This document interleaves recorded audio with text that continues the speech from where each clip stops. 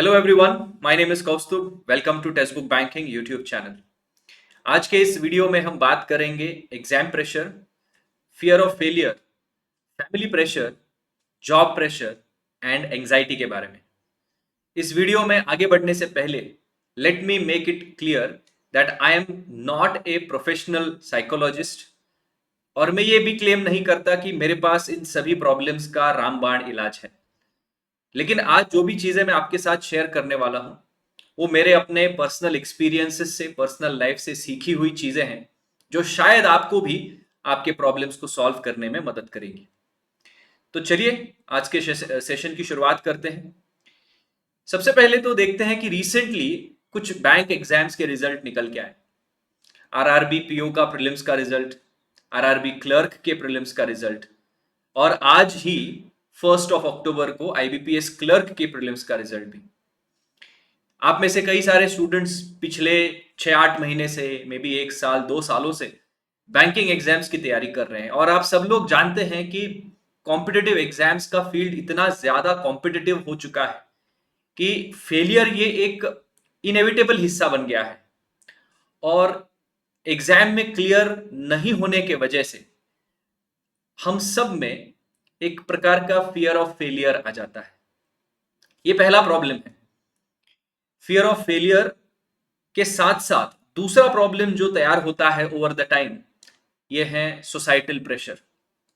Specially अगर आपकी उम्र एक सर्टन एज के आगे बढ़ती चली जाती है, 25, 26, 27 हो गई है, 28 हो गई है और अभी तक जॉब नहीं मिली है, अभी तक बैंकिंग एग्जाम्स की तैयारी ही कर रही है, तो सोसाइटी का प्रेशर अलग से बढ़ना शुरू हो जाता है। ये दूसरा प्रॉब्लम है। तीसरा प्रॉब्लम, वो तो सबसे इंपॉर्टेंट प्रॉब्लम बहुत सारे स्टूडेंट्स के लिए है, सबसे कॉमन प्रॉब्लम बहुत सारे स्टूडेंट्स के लिए, वो है पेरेंटल एक्सपेक्टेशंस। सोसाइटी तो खैर लोगों का काम ही है कहना, कुछ तो लोग कहेंगे, लेकिन अपने खुद के पेरेंट्स जब एक्सपेक्टेशंस रखना शुरू करते हैं और उन एक्सपेक्टेशंस को आप पूरा नहीं कर पाते तो एक प्रकार का वो प्रेशर बहुत ज्यादा होता है। कभी कभी वो अनसेड प्रेशर होता है, कभी कभी अनसेड प्रेशर होता है। तो ये तीसरा बहुत बड़ा प्रॉब्लम बहुत सारे स्टूडेंट्स फेस करते हैं। चौथा प्रॉब्लम इन सब में आता है अनएम्प्लॉयमेंट का डर।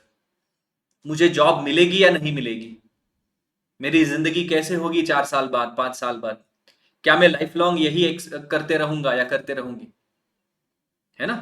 मेरे दोस्त आगे निकल चुके हैं, उनको सारी जॉब्स मिल गई है, अच्छी जॉब्स मिल गई, लाइफ में सेट हो गए हैं, मुझे जॉब कब मिलेगी, इसका डर, constant pressure of unemployed, being unemployed. And lastly ये सारी चीजों को कल्मिनेट होके एक पांचवा बहुत बड़ा प्रॉब्लम फेस करते हैं बच्चे, वो है लो सेल्फ कॉन्फिडेंस। क्योंकि ये सारी चीजें बिल्ड होते होते होते अपने ऊपर का जो भरोसा है, अपने ऊपर का जो कॉन्फिडेंस है, वही कम हो जाता है और अपने आप को बहुत बुरे नजर में देखना शुरू कर देते हैं। और ये बहुत ही नॉर्मल बात है, बहुत ही आम बात है बहुत सारे एस्पायरेंट्स में। इन सभी प्रॉब्लम्स का रिजल्ट इन सभी प्रॉब्लम्स का रिजल्ट है एंजाइटी। मुझे बहुत सारे मैसेजेस आते हैं टेलीग्राम पर, इवन यूट्यूब के लाइव सेशंस में भी बहुत सारे स्टूडेंट्स मैसेजेस करते हैं कि सर हमें नर्वसनेस हो रही है, एंजाइटी हो रही है, टेंशन आ रहा है, जिंदगी में क्या होगा इसके बारे में सोच रहे हैं। और ये एंजाइटी बड़ी डेंजरस चीज होती है। इसके लूप में एक बार अटक गए तो बाहर निकलना बहुत मुश्किल होता है। अगेन, जैसे मैंने सेशन की शुरुआत में कहा कि मैं कोई प्रोफेशनल साइकोलॉजिस्ट या काउंसलर नहीं हूं जो एंजाइटी के बारे में एक्सपर्ट हूं, ऐसा भी नहीं मैं क्लेम करता। लेकिन इन सभी प्रॉब्लम्स को सॉल्व करने के कुछ टिप्स मैं आपको जरूर दे सकता हूं जो मेरे पर्सनल एक्सपीरियंस से मैंने सीखे। तो how to tackle all these issues, इन सभी इश्यूज को कैसे टैकल करना है, तो एक एक इशू को हम डिस्कस करेंगे और उनके 3 पोटेंशियल सॉल्यूशंस आपके लिए मैं लेके आया हूं। पहला जो इशू हमने डिस्कस किया था वो था फियर ऑफ फेलियर, फेल होने का डर। इसका सॉल्यूशन यह है कि आप सबसे पहले तो अपने आप की जिंदगी को, अपने प्रोग्रेस को, अपने लेवल ऑफ पढ़ाई को कंपेयर करना बंद कर दीजिए दूसरों के साथ। जब भी ये कंपैरिजन आता है, सबसे पहली चीज जो आती है वो है डर, कि यार उसको देखो यार, 100 में से 90 मार्क्स मिल रहे हैं प्रीलिम्स में, मुझे तो 60 ही मिल रहे हैं, कैसे होगा। इंग्लिश की अगर बात करें 30 में से 30 मिल रहे हैं उसको, मेरे तो 15 भी नहीं आ रहे हैं, कैसे होगा, है ना। दूसरों की प्रोग्रेस बहुत सारे फैक्टर्स के ऊपर डिपेंड करती है। उन्होंने कितने महीनों पहले, कितने साल पहले प्रिपरेशन शुरू की, उनका अपब्रिंगिंग कैसे हुआ, उनका स्कूल लेवल में पढ़ाई कैसे हुई, उन्होंने ग्रेजुएशन किस सब्जेक्ट में किया, उनके घर का माहौल कैसा है, आपके घर का माहौल कैसा है, आपकी स्कूलिंग किस लेवल पे हुई, आप कितना टाइम दे सकते हैं पढ़ाई करने के लिए। ये कितने सारे फैक्टर्स होते हैं, और ये सारे फैक्टर्स होते हैं इसीलिए दूसरों के प्रोग्रेस के साथ खुद के प्रोग्रेस को कंपेयर करना बंद कर देना है, सबसे पहली बात। दूसरी बात आपको करनी है, you have to reframe and redefine the meaning of failure in your life. हमें लगता है कि आरआरबी क्लरिकल की प्रीलिम्स नहीं हो गया मैं मतलब मैं फेलियर हूं जिंदगी में, आरआरबी पीओ का प्रीलिम्स नहीं क्लियर कर पाया मतलब मैं फेलियर हूं जिंदगी में। फेलियर का अगर ये डेफिनेशन है कि अगर एग्जाम क्लियर नहीं कर सकते इसलिए फेलियर है, तो ये डेफिनेशन को थोड़ा सा चेंज करने की जरूरत है। फेलियर आप अपने आप को तभी मान लीजिए जब आपने अपने प्लान के ऊपर ही गिव अप कर दिया। मान लीजिए कि आपने सुबह उठ के प्लान बनाया कि आज मैं कुछ भी करके 50 क्वेश्चंस क्वांट के सॉल्व करूंगा या करूंगी। अगर दिन भर में आपके 50 क्वेश्चंस सॉल्व हो गए, चाहे उसमें कितना भी समय लगे, चाहे 50 में से 30 क्वेश्चन गलत हुए, 20 क्वेश्चन ही सही हुए, चाहे 50 में से 50 क्वेश्चन गलत हुए, तो भी अटेम्प्ट तो किए हैं। ऐसा नहीं कि गिव अप किया है, ऐसा नहीं कि 5 क्वेश्चन गलत होने के बाद मुझे लगा यार अभी कौन आगे करेगा तो मैं 5 क्वेश्चन पे ही छोड़ दूंगा, है ना। तो अगर आपने 50 क्वेश्चन सॉल्व करके दिन खत्म कर दिया, इसका मतलब आप सक्सेसफुल हुए हैं, उस दिन में सक्सेसफुल हुए हैं, आपके प्लान में सक्सेसफुल हुए हैं। अगर ये सोच के 50 क्वेश्चन सॉल्व करेंगे, ये सोच के 10 पे ही छूट गए, या 20 क्वेश्चन सॉल्व करके आलस आ गया, बोल दिया नहीं निकल करेंगे बचे हुए, तो आप फेल हो रहे हो, है ना। तो हमारे लिए खुद के लाइफ, खुद के एग्जांपल्स देके पर्सनल लाइफ में जो फेलियर का डेफिनेशन है उस डेफिनेशन को चेंज करना। और तीसरा सोल्यूशन है कि you have to break down your goals into smaller achievable tasks. बहुत बार हम लोग अपने लिए एक इम्पॉसिबल सा गोल सेट कर देते हैं कि आज मैं दिन भर में 18 घंटे पढ़ाई करूंगी, 15 घंटे पढ़ाई करूंगा। 15 घंटे पढ़ाई करना अचानक से एक दिन में इट इज नॉट पॉसिबल। हमारे बॉडी को, माइंड को आदत होनी पड़ती है उसकी। तो अपने लिए जो गोल आप सेट करोगे, जो टास्क आप सेट करोगे, वो डुएबल होने चाहिए, अचीवेबल होने चाहिए। कि आज मैं दिन में 5 घंटे पढ़ाई करूंगा। 5 घंटे हो सकते हैं, 18 घंटे एक दिन में नहीं हो सकते। धीरे धीरे धीरे धीरे करके 18 घंटों तक पहुंच सकते हैं over the period of 6 months, 1 year, may be 2 years, है ना। तो अचीवेबल टास्क होना चाहिए एंड स्मॉलर टास्क होना चाहिए। आज मैं दिन के 10-15 नए वर्ड सीखूंगा इंग्लिश के, मैं आज 1,000 वर्ड सीखूंगा नए, नहीं, नॉट अचीवेबल। 1,000 वर्ड्स सबसे पहले तो ढूंढ के निकालना, उनके मीनिंग्स लिखना, उतने में ही आपका पूरा दिन चला जाएगा, है ना। तो 10, 15, 20 जो डुएबल है, तो आपके जो गोल्स हैं, डेली गोल्स, उनको छोटे स्मॉलर अचीवेबल टास्क में आपको डिवाइड करना है। ये सारी चीजें जब आप अकम्प्लिश करते हो तो ऑटोमेटिकली आपका जो सेंस ऑफ फेलियर है या जो फियर ऑफ फेलियर है वो कहीं ना कहीं धीरे धीरे कम होने लगता है, और फिर एक क्यूमुलेटिव रिजल्ट की तरह आता है। शायद पहले एक हफ्ते में आपको कुछ असर नहीं दिखेगा, लेकिन 1 महीना, 2 महीने, 3 महीने रेगुलरली आप ये सारी चीजें करोगे तो धीरे धीरे आपको रियलाइज होगा कि आपका जो फेलियर का डर है वो कम हो रहा है। ठीक है, अगले पार्ट पे आते हैं। अगला प्रॉब्लम हमारा था सोसाइटल प्रेशर का, उसको कैसे सॉल्व करें। लोग क्या कहेंगे, परिवार वाले क्या कह रहे हैं, दोस्त क्या कह रहे हैं, नेबर्स क्या कह रहे हैं, है ना। तो उन सबको सॉल्व करने के लिए पहली चीज जो है, you have to practise mindfulness in your actions. Now ये क्या होता है, आप जो भी काम कर रहे हैं, जैसे आपका काम है पढ़ाई पे फोकस करना, एग्जाम ओरिएंटेड सिलेबस की पढ़ाई करना, प्रैक्टिस करना, ज्यादा से ज्यादा मॉक टेस्ट सॉल्व करना, ज्यादा से ज्यादा गलतियों को सुधारना, उन गलतियों का एनालिसिस करना और उन गलतियों के ऊपर काम करके वो गलती रिपीट नहीं करना। ये आपका काम है as an aspirant, as a person who is preparing for banking exams or any competitive exam।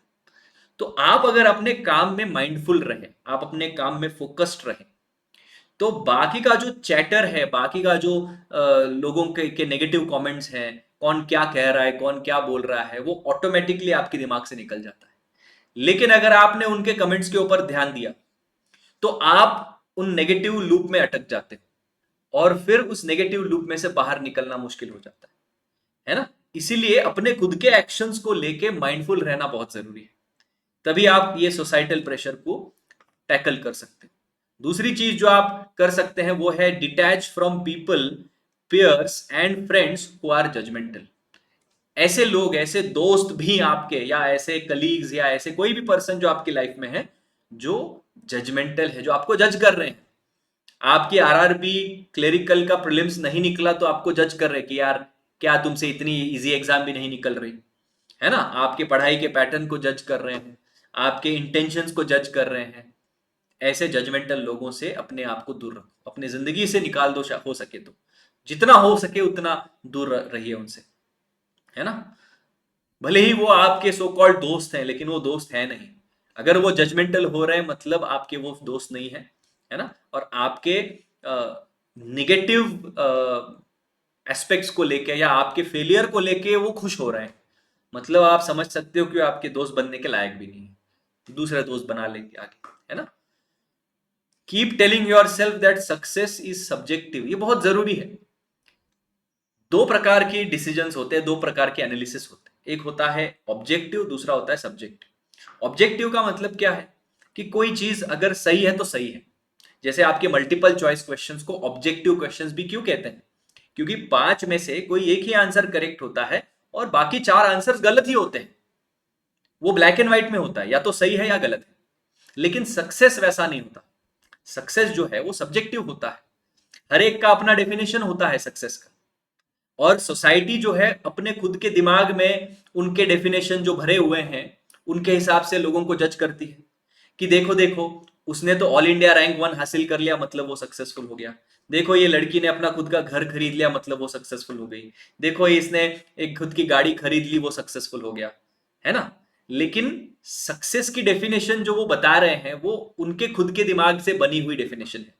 हर एक की डेफिनेशन अलग होती है, हर एक की जिंदगी अलग होती है ना। तो ये बात अपने आप को कॉन्स्टेंटली रिमाइंड करते रहिए कि सक्सेस जो है वो कोई ऐसी पत्थर पे लिखी हुई लकीर नहीं है कि यही है सच। नहीं, ये सब्जेक्टिव होता है, हर एक का अपना वर्जन होता है सक्सेस का।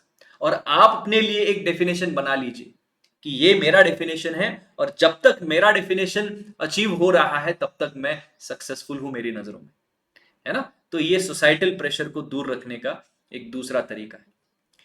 अगला प्रॉब्लम है पेरेंटल एक्सपेक्टेशंस, जिसके बारे में सबसे ज्यादा मैसेजेस आते हैं कि सर पेरेंट्स की भी एक्सपेक्टेशंस हैं, है ना। घर वालों को खुश करना है, उन्होंने इतने सारे पैसे इन्वेस्ट किए हैं, उन्होंने हमें इतना पढ़ाया लिखाया, तो अगर जॉब नहीं मिली तो कैसे लगेगा उनको, है ना। क्या मुंह दिखाऊंगा मैं उनको, क्या जवाब दूंगी मैं उनको, ऐसे सारे डाउट्स आते हैं। तो देखिए ये थोड़ा सा एक डाइसी मामला है, एक थोड़ा सा पेचीदा मामला बोल सकते हैं। तो उसके लिए सबसे जरूरी है ओपन कम्युनिकेशन। बहुत बार मैंने ये देखा है कि पेरेंट्स के डर के वजह से स्टूडेंट्स बात नहीं करते अपने पेरेंट्स, मदर से, फादर से। और ये बात नहीं करना सबसे बड़ी डेंजरस चीज है। So you should keep an open communication कि एग्जाम का पैटर्न समझाइए उनको, कितने बच्चे अपीयर कर रहे हैं एग्जाम में, है ना। आपकी पढ़ाई का लेवल क्या चल रहा है, उनको लूप में रखिए। बहुत बार बच्चे क्या करते हैं, पेरेंट्स को कुछ नहीं आता, वो तो क्या ही समझेंगे। मेरे मदर फादर तो उन्होंने कभी ये एग्जाम कभी दी नहीं है, तो उनको क्या ही समझ में आएगा कि एग्जाम का पैटर्न क्या होता है। इसलिए वो अपने पेरेंट्स को लूप में रखते ही नहीं। ये सबसे बड़ी गलती है। पेरेंट्स समझदार होते हैं, बहुत बार अगर आप उनको अच्छे से समझाओगे तो समझ जाते हैं कि हाँ बहुत टफ प्रोसेस है सिलेक्शन का, कंपटीशन बहुत ज्यादा है। लेकिन एट द सेम टाइम साल में बहुत सारी अपॉर्चुनिटीज आते रहती है, साल में 7-8 एग्जाम्स तो होती ही है बैंकिंग की। तो आप अपने पेरेंट्स को कम्युनिकेशन में रखिए, रियलिस्टिक टाइमलाइंस दीजिए, क्योंकि पेरेंट्स भी चाहते हैं कि कोई टाइमलाइन सेट हो। आप पेरेंट्स को जाके ये नहीं कहेंगे कि ये नहीं कह सकते कि देखो जब तक मेरा सिलेक्शन नहीं होता तब तक मैं पढ़ाई करते रहूंगा, प्रिपेयर करते रहूंगा घर बैठ के, और आप मुझे कुछ नहीं बोलेंगे। ये भी कहना थोड़ा सा गलत है, क्योंकि टाइमलाइन वो भी एक्सपेक्ट करते हैं एक प्रकार से, क्योंकि उनके खुद के एक्सपेक्टेशंस होते हैं। तो आप एक रियलिस्टिक टाइमलाइन उनको दे सकते हैं कि जैसे देखो, मुझे 3 अटेम्प्ट्स का समय दीजिए, मुझे 2 साल का समय दीजिए, 1 साल का समय दीजिए, और इस 1 साल में मुझे आप ज्यादा एक्सपेक्टेशंस से प्रेशर मत करना, है ना, या इन 3 सालों में, इन 2 सालों में प्रेशर मत करना। और आप खुद के लिए गोल्स भी आप सेट कर सकते हैं, उनको लूप में लेके, पेरेंट्स को लूप में लेके, कि देखिए अभी अगले 6 महीने में मेरा ये गोल है कि एटलीस्ट कोई एक प्री क्लियर कर दूं, फिर अगले 2-3 महीनों में किसी ना किसी एग्जाम का मेंस भी निकल जाएगा, और फिर अगले 5-6 महीने में भी तीसरे चौथे अटेम्प्ट में शायद मेरा सिलेक्शन भी हो जाए। तो ऐसे रियलिस्टिक गोल्स, रियलिस्टिक टाइमलाइंस आप अपने पेरेंट्स के साथ शेयर कर सकते हैं। और ये जो एक्सपेक्टेशंस है वो वन साइडेड ना होके टू साइडेड होना बहुत जरूरी है। आप मिलके, आप खुद अपने पेरेंट्स के साथ बात करके मिलके ये एक्सपेक्टेशन जो है वो सेट कर सकते हैं कि अभी 2024 का अक्टूबर महीना चल रहा है, तो मुझे आप 2025 के दिसंबर तक का टाइम दीजिए, यानी कि 1 साल 3-4 महीने का टाइम दीजिए, है ना। और इन 1 साल 3-4 महीनों में आप अपना प्रोग्रेस किस प्रकार से आप कर रहे हो वो कम्युनिकेट करते रहिए। हर रोज रात को या हर हफ्ते में एक दिन पेरेंट्स के साथ बैठ के उनको समझाइए, देखिए मैंने ये सारे चैप्टर्स कंप्लीट किए, देखो मुझे ये क्वेश्चन एक हफ्ते पहले नहीं सॉल्व करने आता था, आज मैं ये सॉल्व कर पा रहा हूं, देखो मेरे 1 महीना पहले 30 में से 15 मार्क्स आ रहे थे इंग्लिश में, अभी मेरे 30 में से 22 मार्क्स आ रहे हैं, देखो 6 महीने पहले मेंस का एक भी क्वेश्चन मुझसे नहीं बनता था, लेकिन आज मेंस के इतने सारे पजल्स या डीआई सॉल्व कर पा रहा हूं, है ना। तो पेरेंट्स भी लूप में रहेंगे, उनका भी कॉन्फिडेंस आपके अंदर बढ़ता रहेगा कि हाँ बच्चा कुछ तो कर रहा है, वो सॉल्व कर रहा है, उसकी प्रोग्रेस दिख रही है, क्योंकि उनके दिमाग में वो ब्लैंक है। अगर वो प्रोग्रेस देख नहीं पाएंगे, वो क्वांटिफाई कैसे करेंगे आपके मार्क्स? आप क्वेश्चन सॉल्व करके दिखाओ उनको, है ना, न्यूज़पेपर पढ़ के दिखाइए, नए नए वर्ड्स बोल के दिखाइए जो आपने वोकैबुलरी में सीखे हैं, पढ़े हैं, तो वो लूप में रखेंगे, तो पेरेंट्स भी आपको आपके ऊपर भरोसा कर पाएंगे, ट्रस्ट कर पाएंगे, है ना। एंड इस पूरे प्रोसेस में एक प्रकार की वल्नरेबिलिटी होती है। वल्नरेबिलिटी का मतलब एक प्रकार से थोड़ी सी इंस्टेबिलिटी होती है ना, वो रिलेशनशिप में भी झलक सकती है आपके पेरेंट्स के साथ। लेकिन अपने आप को बताते रहिए, पेरेंट्स को भी बताते रहिए कि ये वल्नरेबिलिटी जो है वो एक पार्ट एंड पार्सल है इस पूरे प्रोसेस का। तो आप दोनों मिलके इसको एम्ब्रेस कर लीजिए, एक्सेप्ट कर लीजिए कि हाँ ये दौर ऐसा है जिस दौर में ये थोड़ी सी जो है वो वल्नरेबिलिटी रहेगी। एक बार जिस दिन रिजल्ट आएगा, जिस दिन सिलेक्शन होगा, ये सारी की सारी वल्नरेबिलिटी गायब हो जाती है। लेकिन इस वल्नरेबिलिटी को अवॉइड नहीं करना है, एम्ब्रेस करना है, एक्सेप्ट करना है कि ये जिंदगी का हिस्सा है, इस पूरे प्रोसेस का हिस्सा है। तो ये चीज आप ध्यान में रखिए। तो ये 3 चीजों को आप ध्यान में रख के पेरेंट्स के एक्सपेक्टेशंस को मैनेज कर सकते हैं। अगला पॉइंट है अनएम्प्लॉयमेंट का। देखो अनएम्प्लॉयमेंट का पॉइंट उन स्टूडेंट्स के लिए है, उन कैंडिडेट्स के लिए है जो पिछले 3-4 सालों से अटेम्प्ट कर रहे हैं, एग्जाम्स दे रहे हैं, लेकिन सिलेक्शन नहीं हो पा रहा है। बहुत सारे प्री निकल गए लेकिन मेंस नहीं क्लियर हो रहा, मेंस निकल गए लेकिन इंटरव्यू में अटक गए, है ना। ऐसे लोगों के लिए ये डर ज्यादा बढ़ जाता है सडनली, अचानक से। और ऐसे लोग जिनकी उम्र 25 के ऊपर हो चुकी है, 25+ ईयर्स, लेकिन अभी भी बेरोजगार है ना। तो उनके लिए सोल्यूशन नंबर 1 है, कोई बैकअप प्लान डेवलप कर लो। बैकअप प्लान एक्चुअली आपका दूसरे तीसरे अटेम्प्ट के साथ साथ बन जाना चाहिए कि चलो ठीक है, हम ये रियलिस्टिकली मान के चलेंगे कि इंडिया में देखो लाखों स्टूडेंट्स अप्लाई करते हैं हर एक एग्जाम के लिए, उनमें से कुछ गिने चुने हजार सैकड़ों लोग सिलेक्ट होते हैं, है ना। तो चांसेस बहुत ज्यादा है कि सिलेक्शन नहीं होगा, क्योंकि जो फेल होते हैं उनका नंबर ज्यादा है, जो सिलेक्ट होते हैं उनका नंबर बहुत ही कम होता है। तो ये रियलिस्टिकली आप अगर देख के चलोगे कि हाँ मेरा ये सिलेक्शन, अगर मान लीजिए कि मैंने अपने आप को 2 साल या 3 साल का समय दे दिया और इन 2-3 सालों में एक भी एग्जाम क्लियर नहीं हुई, तो एक बैकअप प्लान मेरे दिमाग में होना चाहिए। प्लान ए नहीं चला तो प्लान बी क्या कर सकते हैं, प्लान सी क्या कर सकते हैं। इसीलिए मैं हमेशा कहता हूं आपका एकेडमिक स्ट्रांग होना जरूरी है। बहुत सारे स्टूडेंट्स मुझसे ये पूछते हैं, सर हम ग्रेजुएट तो हो गए हैं, क्या हम पोस्ट ग्रेजुएशन करें? तो मैं डेफिनेटली कहता हूं हाँ बिल्कुल, पोस्ट ग्रेजुएशन आप कर लो, किसी भी सब्जेक्ट में हो, चाहे वो साइंस हो, कॉमर्स हो, आर्ट्स हो। इंजीनियरिंग अगर की है तो आगे एमबीए का कोई कोर्स कर लीजिए, कोई भी मास्टर्स प्लान आप कर सकते हैं। मास्टर्स डिग्री जब आप करते हैं तो आपके पास एवेन्यूज ओपन अप हो जाते हैं कि चलो ये नहीं तो मैं मास्टर्स डिग्री खत्म करके टीचिंग फील्ड में जा सकता हूं, कुछ और कर सकते हैं, है ना। तो आपके पास एवेन्यूज ओपन रहते हैं, अपॉर्चुनिटीज ओपन रहती है अगर आप मास्टर्स डिग्री कंप्लीट करते हो, आगे की पढ़ाई हायर एजुकेशन को कंप्लीट करते हो, है ना। तो बैकअप प्लान जरूर ओपन रखिएगा। दूसरा पॉइंट जो आप कर सकते हैं, आपके स्किल्स को डाइवर्सिफाई कर सकते हैं। आजकल ऑनलाइन बहुत सारे कोर्सेस अवेलेबल हैं, जो कोर्सेस आपको जॉब दिला सकते हैं, skill courses, skill based courses जिनको हम कहते हैं, तो उनके बारे में भी आप सोच सकते हैं, है ना। ऐसी स्किल्स डेवलप करनी है जैसे डेटा लर्निंग या मशीन लर्निंग आजकल चल रहा है, जिनसे जॉब मिलने के चांसेस आपके बढ़ जाते हैं किसी प्राइवेट सेक्टर फर्म में। जरूरी नहीं है कि गवर्नमेंट जॉब ही मिले, लेकिन प्राइवेट किसी कंपनी में जॉब मिलने के चांसेस भी बढ़ सकते हैं, लेकिन उस प्रकार की स्किल आपकी होनी चाहिए। तो साथ साथ स्किल डेवलपमेंट के ऊपर काम कर लीजिए, इससे भी आपके मल्टीपल करियर पाथ्स जो हैं वो ओपन अप हो जाते हैं।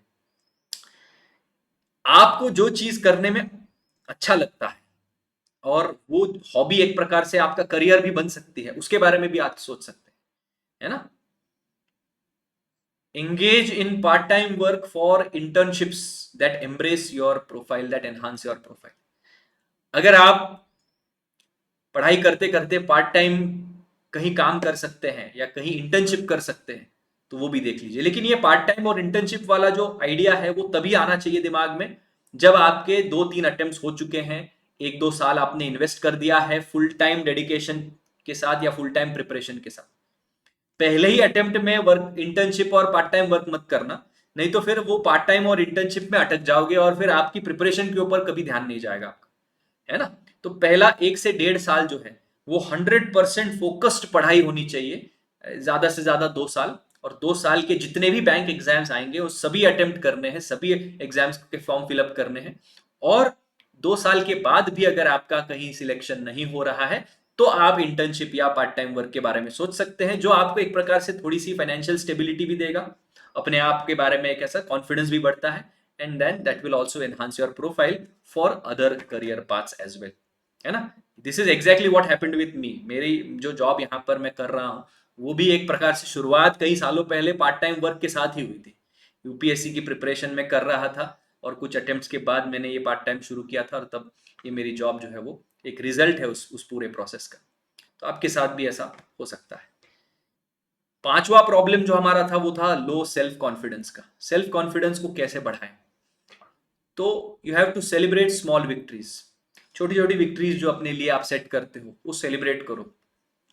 दिन में 50 क्वेश्चन सॉल्व करने का टारगेट अगर आपने रखा है सुबह और शाम तक वो पूरा हो गया, तो रात में सोने से पहले अपने आप को थोड़ी सी छोटी सी ट्रीट दे दो, अपनी फेवरेट कोई स्वीट खा लो, कुछ भी जो आप डिसाइड करते हैं और वो पूरा होता है।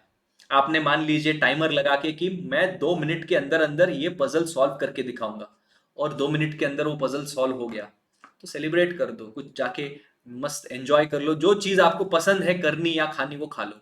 तो ये छोटी छोटी विक्ट्रीज जब आप सेलिब्रेट करते हो तो अपने बारे में एक अच्छा फीलिंग जनरेट होता है, सेल्फ कॉन्फिडेंस बढ़ता है।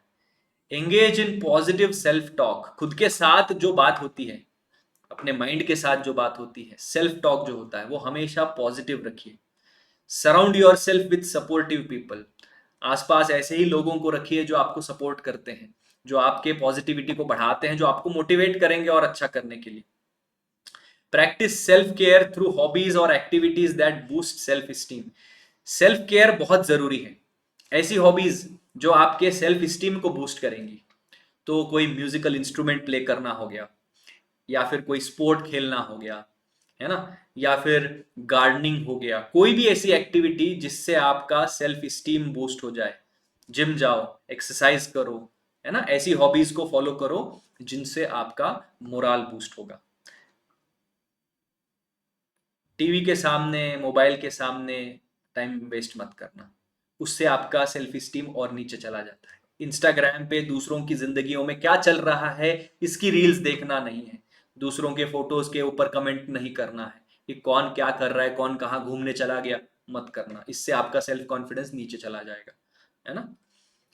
एंड कुछ और स्ट्रेटजीज हैं, 3-4 स्ट्रेटजीज हैं जो आप अपना सकते हैं पॉजिटिव रहने के लिए और फोकस्ड रहने के लिए। उसमें से पहली है विजुअलाइजेशन। ये बड़ी काम की चीज है। अपने आप को ना रेगुलरली विजुअलाइज करो कि मैं सक्सेसफुल हो गया हूं। इमेजिन करते रहिए, picture your self clearing the exam and how life will be afterwards, जिंदगी मेरी कैसी होगी इसके बाद। तो इससे विजुअलाइजेशन से क्या होता है, आप अपना फोकस मेंटेन कर पाते हैं, अपने आप को मोटिवेटेड रख सकते हैं, specially during tough times. Result के नेगेटिव आने के बाद स्पेशली ये मोटिवेटेड रखने में मदद करता है। दूसरा जो स्ट्रेटजी है वो है रूटीन। एक अच्छा रूटीन होना बहुत जरूरी। बिना रूटीन की जिंदगी ये बड़ी रैंडम और केयोटिक हो जाती है, खास तौर से कॉम्पिटिटिव एग्जाम्स की प्रिपरेशन के दौरान। तो अपना एक स्टडी शेड्यूल बनाइए आपके टाइम टेबल के हिसाब से, सबका अलग अलग रहेगा, लेकिन वो स्टडी शेड्यूल जो है वो फॉलो होना चाहिए। You have to stick to that schedule. अगर आपके रूटीन में बदलाव करने हैं तो basically you have to be very careful even while making changes, है ना।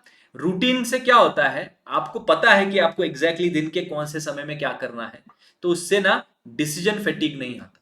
अगर रूटीन नहीं है तो डिसाइड करने में ही थक जाते हैं, आधा टाइम डिसाइड करने में चला जाता है कि यार अभी मैं इंग्लिश करूं या क्वांट करूं, अभी मैं पजल सॉल्व करूं या न्यूज़पेपर पढूं। ये डिसाइड करने में जो दिमाग थक जाता है ना, उसको डिसीजन फटीग कहते हैं। एक बार रूटीन बन गया तो ये डिसीजन फटीग बिल्कुल नहीं होता है, कम होते चला जाता है, और फिर आप अपने एफर्ट्स में कंसिस्टेंट रहते हैं। चैलेंजिंग डेज अगर है तो भी कंसिस्टेंट रहते हैं। एंड अगला पॉइंट है रेगुलर एक्सरसाइज, बहुत बहुत बहुत जरूरी। 1 घंटा कम से कम दिन में आपने रेगुलरली एक्सरसाइज करनी है, और एक हेल्दी डाइट मेंटेन करना है। It works wonders. एक जमाने में लोग कहते थे a healthy mind resides in a healthy body, है ना। हेल्दी माइंड एक हेल्दी शरीर में रहता है, लेकिन आजकल वाइस वर्सा हो गया है। आपकी बॉडी अगर हेल्दी है तो आपका माइंड भी हेल्दी हो जाता है, और आपका माइंड हेल्दी है तो आपकी बॉडी भी हेल्दी हो जाती है। दोनों एक दूसरे से कनेक्टेड है। इसीलिए फिजिकल एक्टिविटी भी बहुत बहुत बहुत जरूरी है। आप जब जितना फिजिकल एक्टिविटी करेंगे, दिन में 1 आध घंटा एक्सरसाइज करेंगे, रनिंग करेंगे, साइकिलिंग करेंगे, स्विमिंग करेंगे, जिम जाएंगे, स्किपिंग करेंगे, कुछ भी जो भी एक्टिविटी आप कर सकते हैं। और डाइट अच्छे से रखना है, जंक फूड से दूर रहिए, प्रोसेस्ड फूड से दूर रहिए, है ना। घर का खाना खाइए, न्यूट्रिशियस खाना खाइए, फल खाइए, अलग अलग टाइप के न्यूट्रिशन वाले फूड्स खाइए। तो आपका हेल्दी डाइट अगर रहेगा तो ऑटोमेटिकली उसका रिजल्ट आपके मेहनत में, आपके इसमें रिफ्लेक्ट होता है ना। You will be more energetic through out the day, you will be more attentive in the lecture. आप थक नहीं जाएंगे आधे दिन में। रात के 10, साढ़े 10, 11 बजे भी आपकी एनर्जी लेवल जो है वो हाई रहेगी, और ये आपके पढ़ाई में रिफ्लेक्ट होगा। सो अल्टीमेटली एक लास्ट कोट के साथ मैं एंड करना चाहूंगा इस सेशन को, कि success is walking from failure to failure with no loss of enthusiasm. Success क्या है, एक फेलियर से दूसरे फेलियर में जाना, लेकिन इस एक फेलियर से दूसरे फेलियर में जाते समय एंथुजियाज्म लूज नहीं होना चाहिए। आपकी जो एनर्जी है, आपका जो एक्साइटमेंट है, आपका जो मोटिवेशन है, वो लूज नहीं होना चाहिए। एक बार वो लूज हो गया मतलब आप अपने जर्नी में कम पड़ जाओगे, है ना। तो आई होप आप सभी को ये आज का सेशन हेल्पफुल लगा। ये सेशन मैं बहुत दिनों से प्लान कर रहा था, लेकिन अभी रिजल्ट्स आए हैं काफ़ी सारे, आरआरबीस के दोनों रिजल्ट्स आए, आईबीपीएस क्लर्क का आज रिजल्ट आया, और इन रिजल्ट्स में आप में से बहुत सारे स्टूडेंट्स का सिलेक्शन नहीं हुआ होगा अनफॉर्चुनेटली। और ये सिलेक्शन जब नहीं होता तो ये सारी थॉट्स दिमाग में आना शुरू हो जाते हैं, और इन थॉट्स के ऊपर कैसे काम करना है इसके बारे में ये सेशन मुझे आपके साथ शेयर करना था। I hope you guys enjoyed the lecture. Session को एंड करने से पहले आप सभी नए स्टूडेंट्स से मैं रिक्वेस्ट करूंगा कि आप मेरे टेलीग्राम ग्रुप पर ज्वाइन कर लीजिए, क्योंकि यहाँ पर मेरे यूट्यूब क्लासेस के सारे लिंक्स आपको मिलेंगे, पीडीएफ्स आपको यहीं पर मिल जाएंगे। सेशन अगर अच्छा लगा है तो लाइक और शेयर करिए, चैनल को सब्सक्राइब कर लीजिए, और बेल आइकन को प्रेस कर लीजिए। मिलते हैं हमारे क्लासेस में। Take care guys, bye bye, have a good day.